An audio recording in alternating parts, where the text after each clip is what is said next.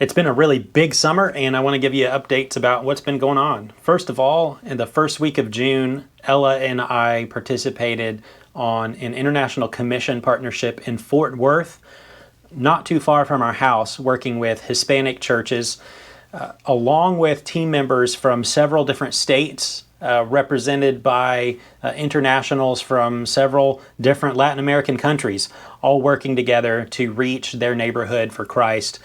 We did some home visits. We went knocking on doors in the neighborhood, and we did a VBS for the kids, and several people accepted Christ, so that was really exciting.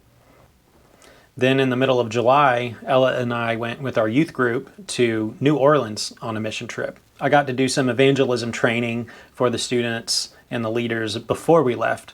And then while we were there, we got to work with a couple of homeless ministries, and we went to the French Quarter and did street evangelism, which was very, very real. The kids got to see a lot of darkness up close and personal, but I was really, really proud of them and their willingness and their boldness to just embrace and engage people with the love of Christ and share the gospel with them and pray for them.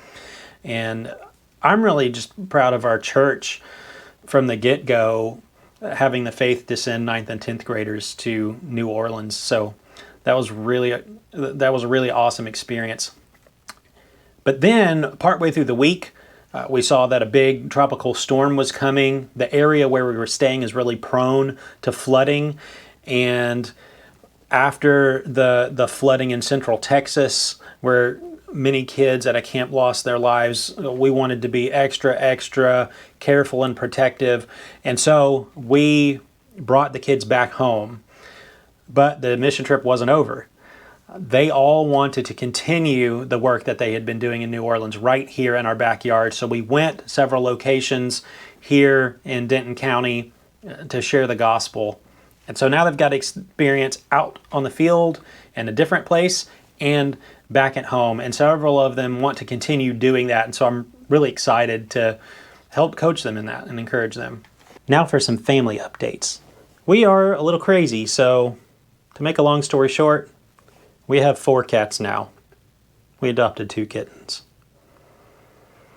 In other news, Kim is going to start substitute teaching to bring in a little extra income and to be a light in the mission field that is public schools in our area.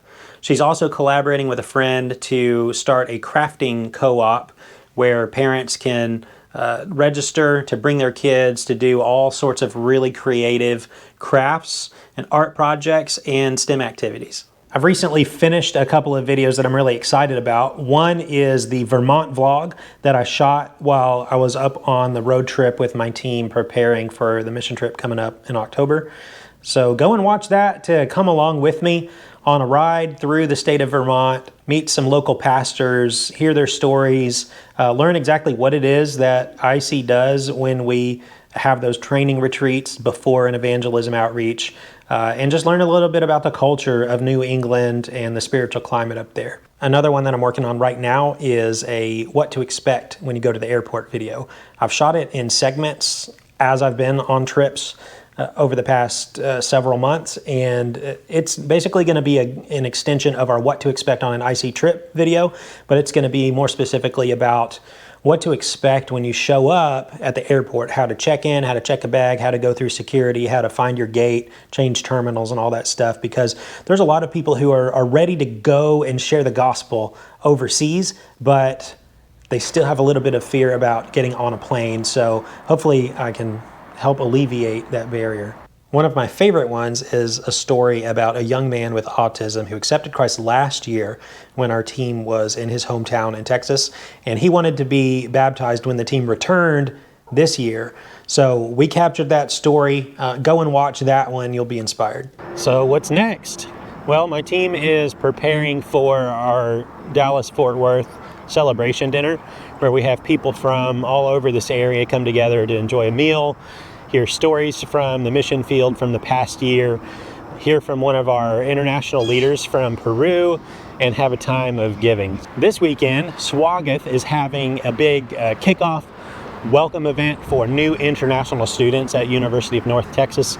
This is that ministry that we in our church partner with that reaches out to international students, mostly from India, to build a relationship with them, give them a welcome package with essentials, furniture if they need it, and all sorts of things, so that we can begin to build friendships with them and share the gospel. So to answer the age-old question, where are your next mission trips? The next one is back to Vermont with the mission team that's going up there.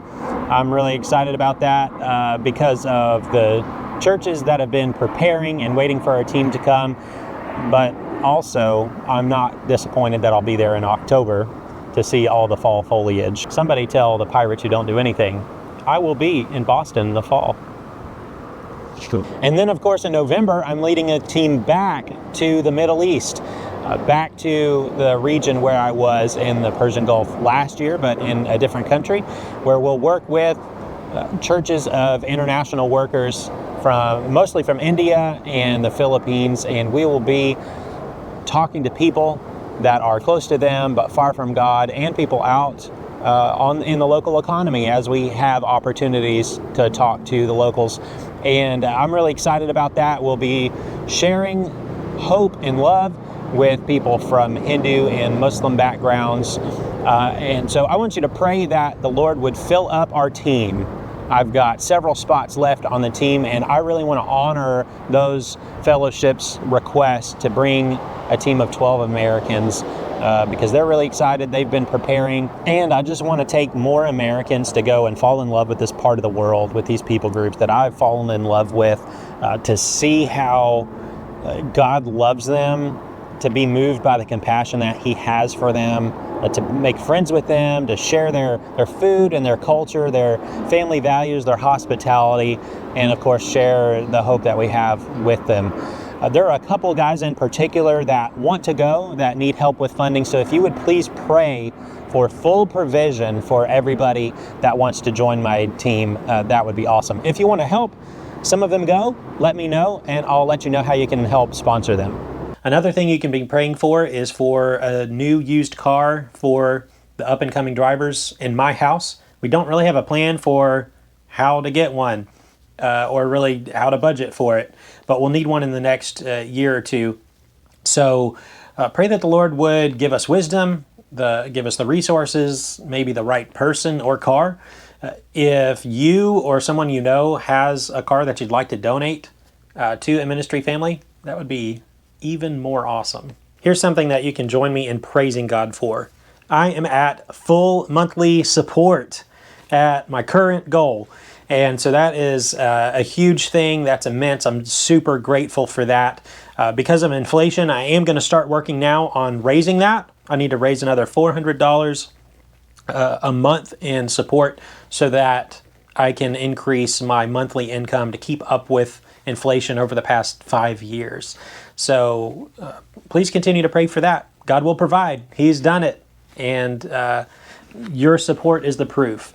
I just want you to know that I realize that the life that I live, the ministry that I get to do full time, is a unique thing. It's a privilege, and it's all enabled because of your support and prayer and finances and encouragement and friendship. And I just want to take a minute to tell you how grateful I am for you and your support. Thank you so much. Send me a message and let me know how I can be praying for you. And of course, if you have any questions about my ministry or our family, feel free to ask. God bless you. Hope you have an awesome day.